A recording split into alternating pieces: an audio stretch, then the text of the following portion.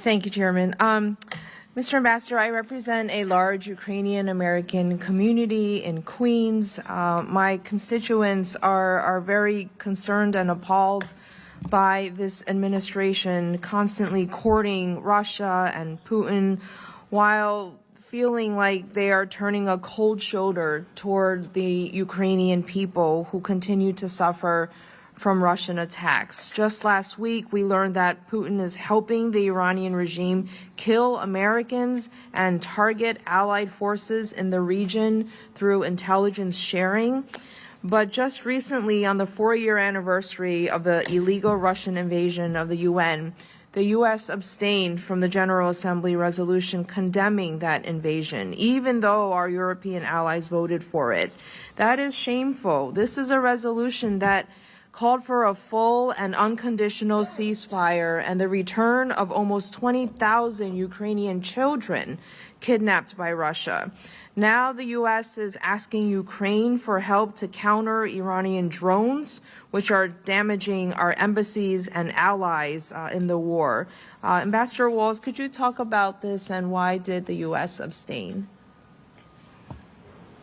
Sure. No, thank you. Thank you for the question. And I'll tell you, I remain here in close contact with both our European and the Ukrainian ambassador. I also engaged the Russian ambassador as a member of the Security Council with a veto. And in terms of the vote, the president made a shift last year to put the United States in the position to mediate this conflict and to end this war while still maintaining our support for Ukraine's ability to fight for itself. But I will also point out it was this administration that took the action that many argue should have been taken years ago that put sanctions on Russia's largest energy exporter, Rosneft, that also put additional sanctions on Lukoil, its #2 producer, that the prior administration did not do.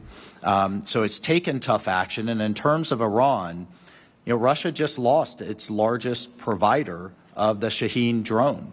Iran was manufacturing these drones, providing them to Russia. Russia was then using them against Ukraine. And so we long understood this symbiotic relationship, and that is now in many important ways going to be broken. Yeah, I just wanted to ask about news that I've heard about the lifting of those sanctions because of the oil markets. I don't know if you can address my that. understanding from Secretary Bessent, this is, and also we just had Secretary Chris Wright, Secretary of Energy, here at the UN to talk about energy transition and addition.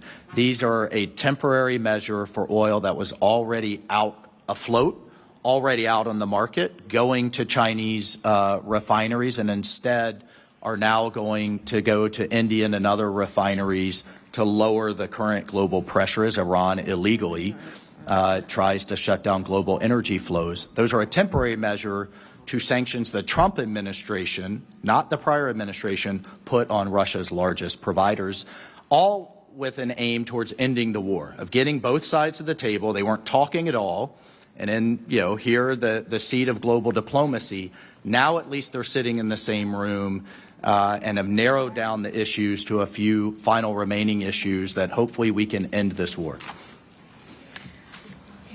Thank you. I yield back. Thank you. Thank you. Mr. Molinar, you're recognized, sir.